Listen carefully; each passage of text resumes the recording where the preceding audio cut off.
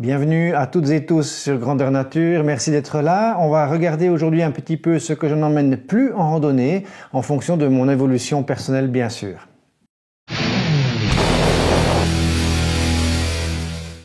On se demande bien souvent qu'est-ce qu'il faut emmener en randonnée, ça veut dire tous les questionnements aussi quand on commence la randonnée, quand on n'a pas l'habitude, qu'on ne sait pas très bien. On a souvent tendance à céder à la peur et on emmène des choses parfois trop lourdes, excessives ou alors des choses tout à fait inutiles pour une randonnée. Évidemment, on sort de notre zone de confort, donc on cherche un petit peu à retrouver ce qu'on a dans la vraie vie de tous les jours. C'est quelque chose qu'on doit vraiment accepter, faire ce pas-là, de sortir de sa zone de confort, de savoir qu'on va être confronté à des difficultés d'organisation, de météo, d'inconfort. Et puis tout cela, il va falloir les affronter, ça va nous toucher le physique, le mental, toutes des choses auxquelles il faut se préparer. C'est clair que sur une journée de randonnée, on va peut-être avoir moins de difficultés, quoique ça peut déjà venir un enfer, suivant ce qu'on est en train de faire. Maintenant, tout ce que je vais vous partager, c'est mon expérience, c'est mon vécu, c'est aussi des choses que j'ai entendues à gauche, à droite, sur lesquelles je me suis renseigné, c'est aussi d'autres expériences, d'autres communautés ou de randonneurs. Mais disons, les choses qui sont ici sont des choses que j'utilisais avant, ça peut dater. J'ai par exemple été randonné pendant des mois dans l'Himalaya. À l'époque, en 96, 97, voilà, il y avait d'autres moyens, il y avait d'autres techniques. Il n'y avait pas tous ces tissus techniques qu'il y a aujourd'hui, cette profusion de choix, d'abondance, etc., dans laquelle on peut se perdre aussi parfois. Et puis, voilà, on était plus dans des randonnées à l'ancienne, traditionnelles, c'était souvent lourd, enfin, etc. Donc les choses évoluent, mais aussi dans ces derniers temps, bien sûr, depuis que j'ai ouvert cette chaîne YouTube, je m'intéresse beaucoup à la spécificité de chaque chose et j'essaye de vraiment régler mon sac à dos au mieux, d'essayer de vous conseiller, je fais des tests, enfin voilà. Et puis que j'ai repris de plus belle des randonnées et surtout que j'ai l'envie de refaire un peu comme à l'époque des grandes randonnées, longue durée, etc. Donc on se demande bien sûr les choses qu'il faut prendre, mais on va peut-être commencer aujourd'hui par voir ce que je ne prends plus en randonnée suite à mes différentes expériences.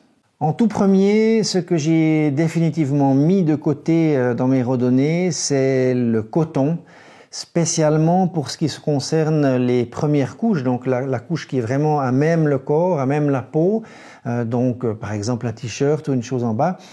Le coton est une matière naturelle, c'est superbe dans la vie de tous les jours, c'est vraiment très agréable, c'est sain pour la peau, ça respire, voilà.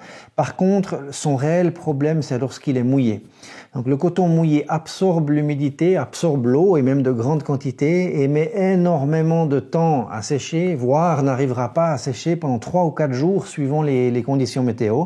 Et de plus, par phénomène d'évaporation, il va créer en fait une chute de température sur votre peau et peut amener même à des soucis assez graves d'hypothermie.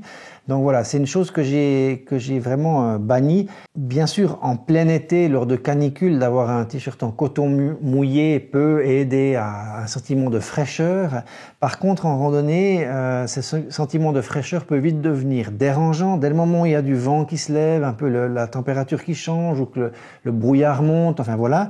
Et puis en plus, le coton mouillé est très abrasif, ça veut dire qu'il va commencer à vous user la peau, notamment sur les points de friction, sac à dos, etc.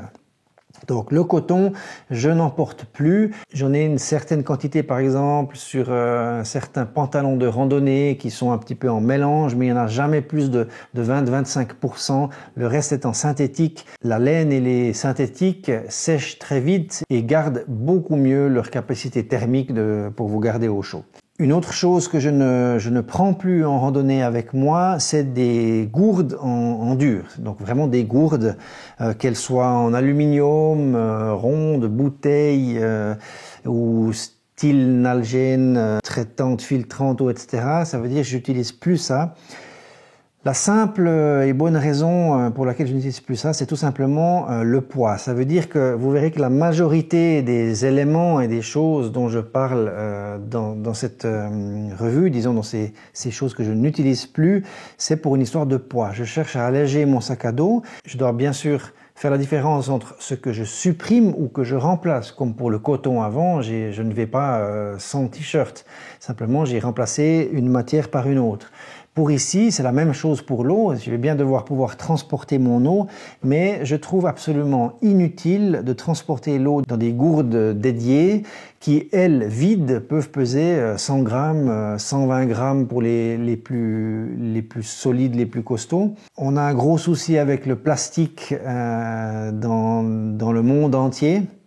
Malgré tout, on en utilise et j'en utilise aussi.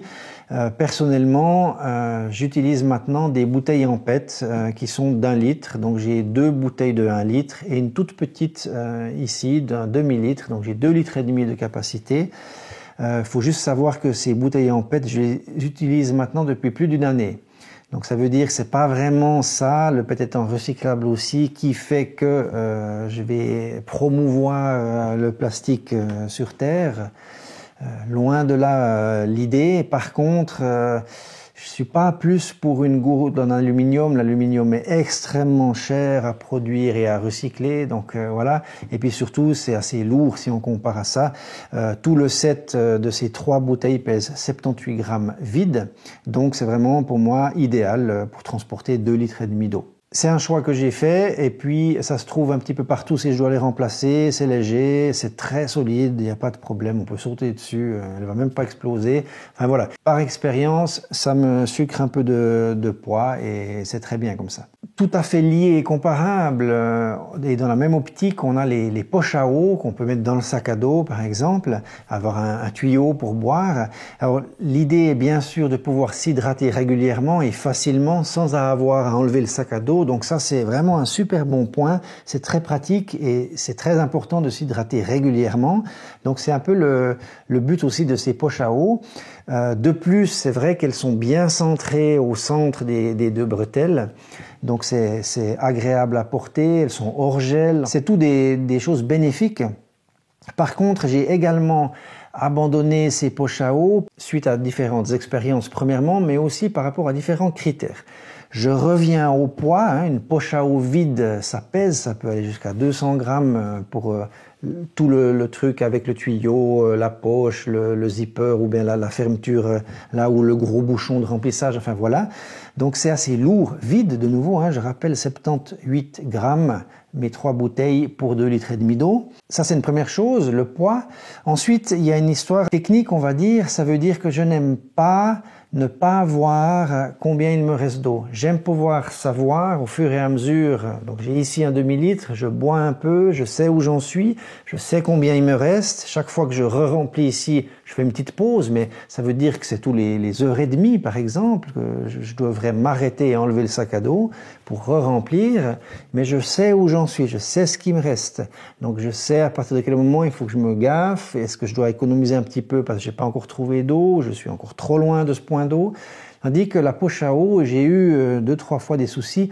Comme on boit régulièrement, on se rend pas vraiment compte non plus parce qu'on voit rien du tout. Et puis, voilà, on peut arriver à sec ou avoir pas assez. Enfin, voilà. Un deuxième critère pour moi d'élimination.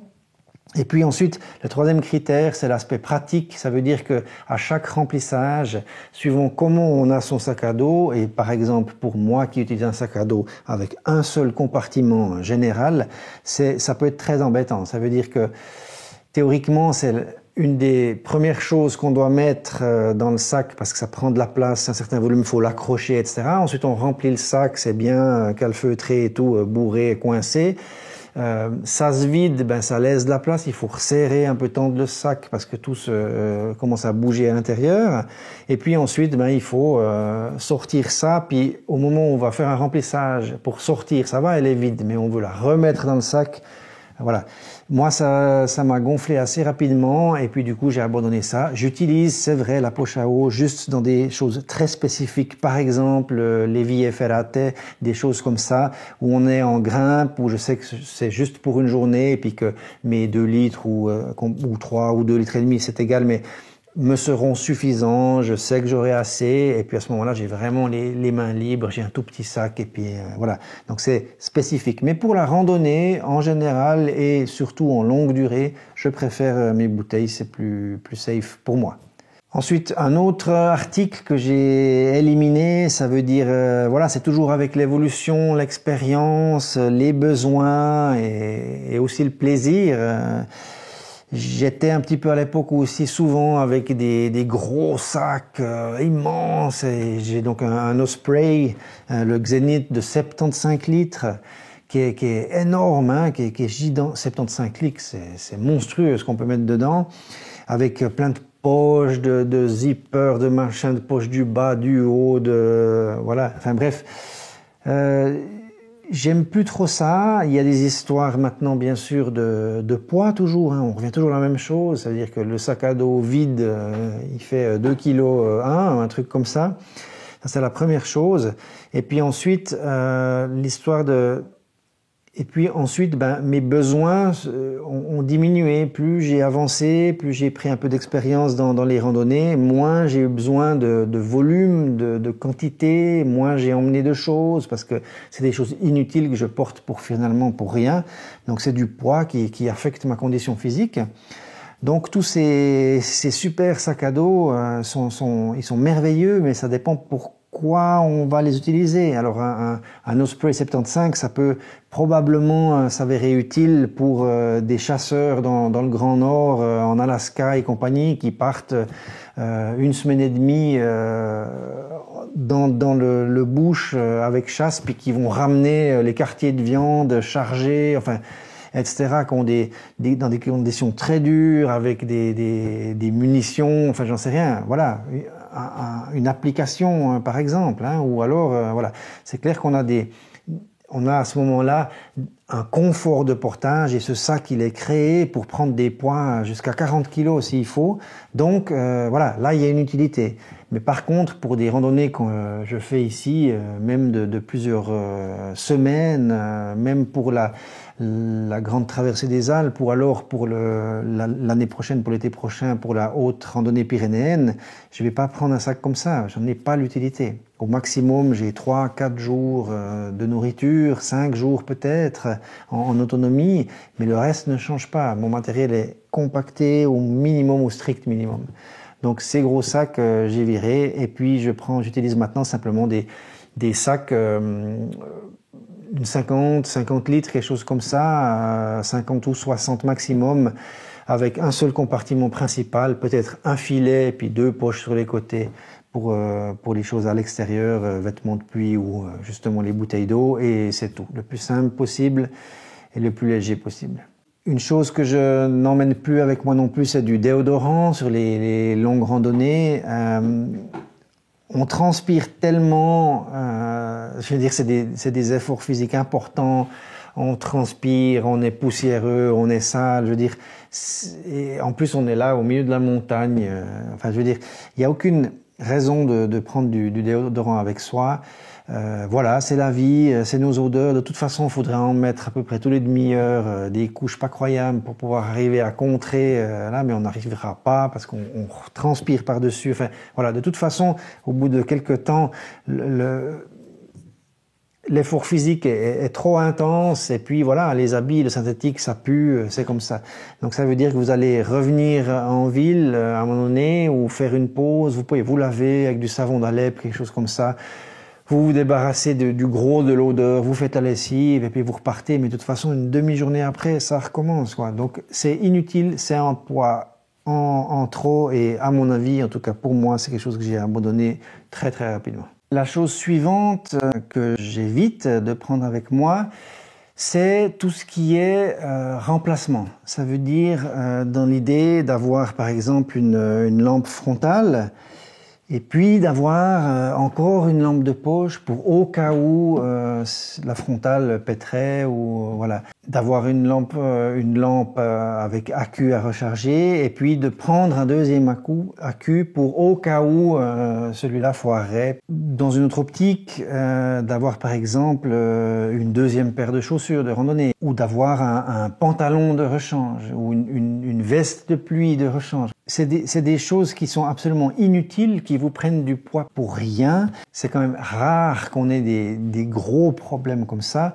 et vous allez pouvoir vous débrouiller d'une manière ou d'une autre. Alors c'est clair que si vous faites que de la rando de nuit, Ça va être compliqué si vous avez effectivement votre lobe frontal, ou dans spéléologie, si vous avez qu'une seule lampe frontale, mais je suis même pas sûr qu'ils en prennent une voilà, ils ont peut-être des bâtons, des trucs de secours, mais disons, voilà, il faut quand même faire la part des choses. 4 t-shirts de rechange pour pouvoir vous changer régulièrement. Prenez toujours, ce que vous portez sur vous, qui va être mouillé, sale, etc. Et puis un spare sur le côté. Ça veut dire la possibilité de se changer à sec en arrivant sur le camp. La même chose pour les chaussettes, les sous-vêtements. Mais ne prenez pas 4 slips ou compagnie. Prenez-en 2 et puis vous portez l'autre. Vous lavez, il sèche, voilà. Et puis vous pouvez éventuellement avoir quelque chose pour la nuit. D'autres, ça veut dire que si celui dans la randonnée que vous avez utilisé dans la journée est mouillé de sueur, que l'autre est pas encore sec parce que vous l'avez lavé mais qu'il y a eu des mauvaises conditions puis qu'il n'a pas bien séché, vous avez quelque chose pour dormir au chaud et au sec pour la nuit. Ça c'est très important, d'arriver à garder un minimum au sec. Mais ne prenez pas en excès un deuxième pantalon, etc. Ça sert à rien. Si vous avez un autre paire, ce sera peut-être un mini short par exemple, et puis des caleçons longs. Voilà, ça vous fait votre deuxième pantalon. Pensez à rationaliser, à avoir du rechange pour toujours être au sec, c'est hyper important, mais sans prendre de l'excès. Évitez donc les duplicata de matériel pour au cas où il y en a un qui foire. Ensuite, d'autres choses que je ne prends plus, j'ai eu pris à l'époque, c'était dans des approches plutôt où j'étais assez forêt, à faire des campements, des choses, dans l'idée un peu bushcraft. Je me munissais de scies, de couteaux, de choses comme ça, mais surtout de matériel d'accroche, de mousquetons, j'en avais sur les sangles, enfin voilà. C'était un peu une approche camp de base, survie, enfin voilà, c'est quelque chose qui est bien à connaître. C'est des capacités qu'on peut avoir dans des situations difficiles à se débrouiller qui sont superbes, qui sont très chouettes à expérimenter, à apprendre, à vivre, etc. C'est super. Par contre, c'est moins compatible avec une idée de randonnée. Alors si on va un jour et deux, qu'on veut se charger comme un mulet pour arriver à transporter tout ça, et je l'ai fait aussi, c'est rigolo, c'est chouette. Par contre, quand on parle de randonnée un peu plus de longue durée, où on a une histoire d'endurance, où on a des forts dénivelés, du kilométrage qui commence à s'accumuler, c'est vraiment pas une bonne idée du tout parce qu'on n'est pas en situation de guerre là. Et puis le but c'est de survivre, d'accord, mais par rapport en utilisant le minimum possible de ce dont vous avez besoin pour arriver du point A au point B en passant par différentes étapes. Et là, le poids est vraiment crucial. Ça veut dire que tous ces petites choses, ces attaches, ces trucs, ces machins, ces mousquetons, ces gris-gris et compagnie, je laisse tout ça à la maison. La seule chose que j'ai comme attache, c'est un long fil en Dyneema 2 mm, extrêmement résistant, qui me sert à la fois pour accrocher mon sac à nourriture en hauteur, mais qui peut servir à tout, du coup. J'en ai un petit peu, ça fait, je ne sais plus combien, 40 grammes, je crois.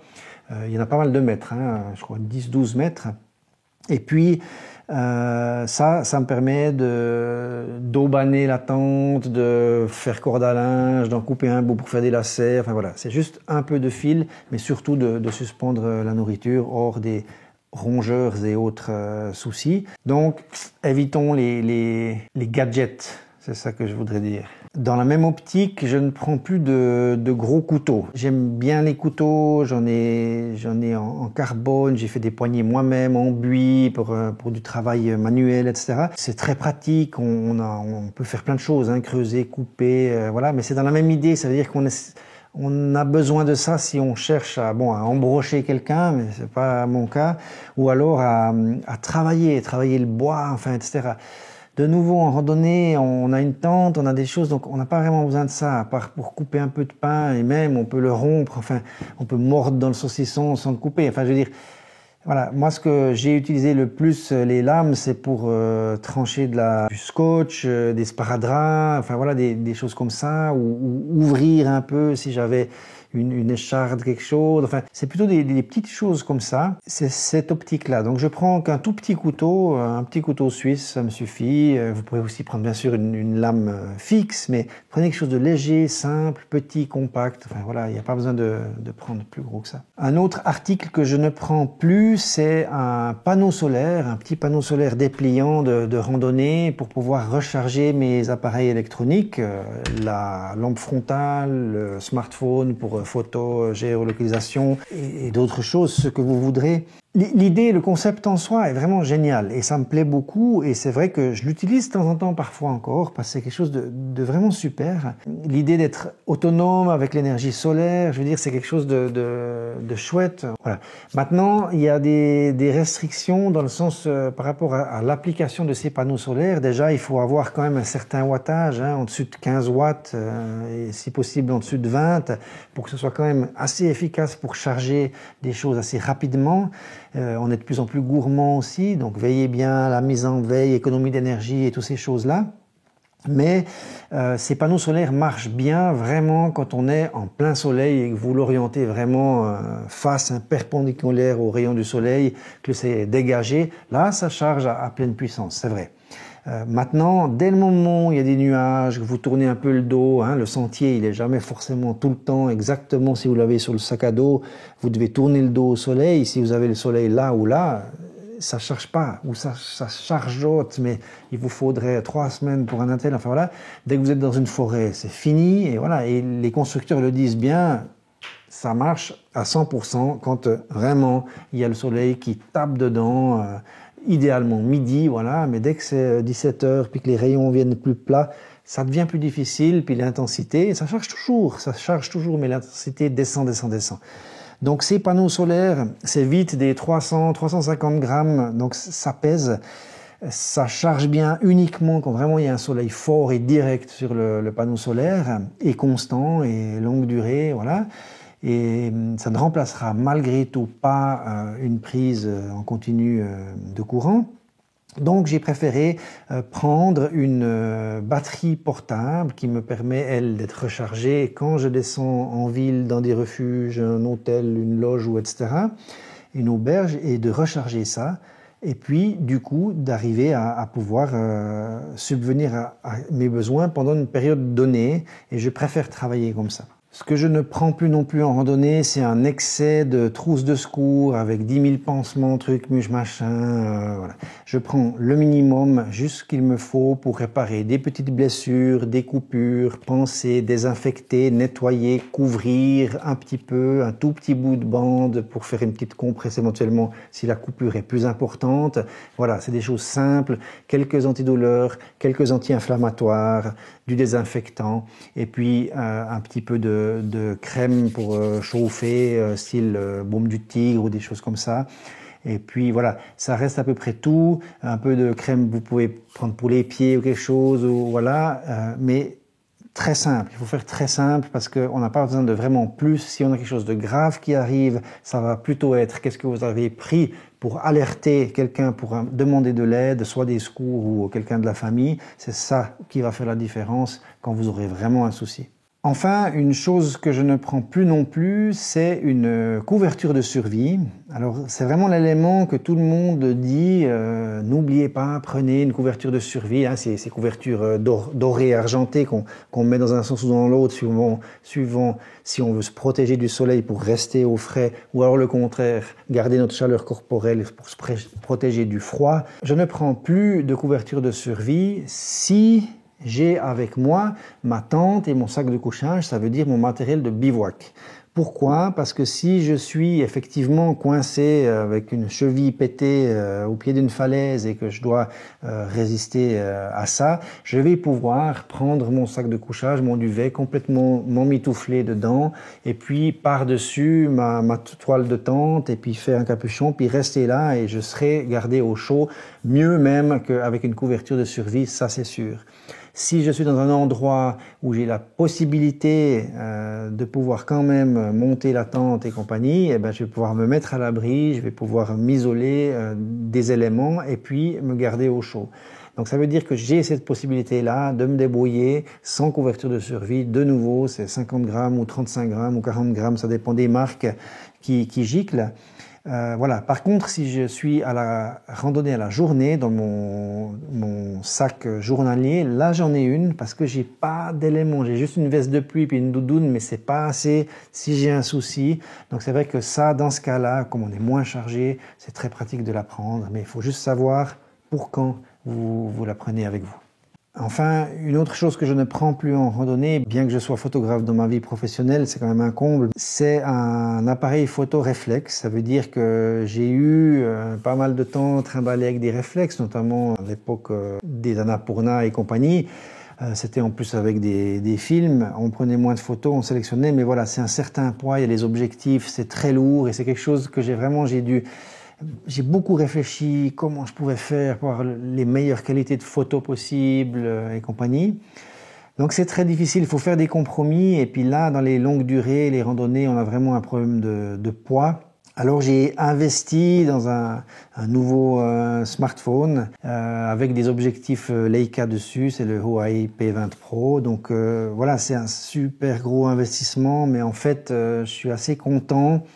Notamment du résultat des vidéos. Je suis un tout petit peu moins content du résultat photo qui n'est pas pour moi autant fabuleux que je pouvais l'attendre comparé à un vieux Samsung S6 qui faisait des magnifiques photos. Vidéo avec stabilisation optique, c'est vraiment super. Et puis, je ne vais pas faire sa revue ici, mais si on veut, j'ai remplacé l'appareil photo réflexe lourd, plus d'1 kilo, par le smartphone qui fait aussi téléphone et géolocalisation, donc topographie intégrée, préchargée et compagnie. Donc voilà, j'essaie de compacter un petit peu.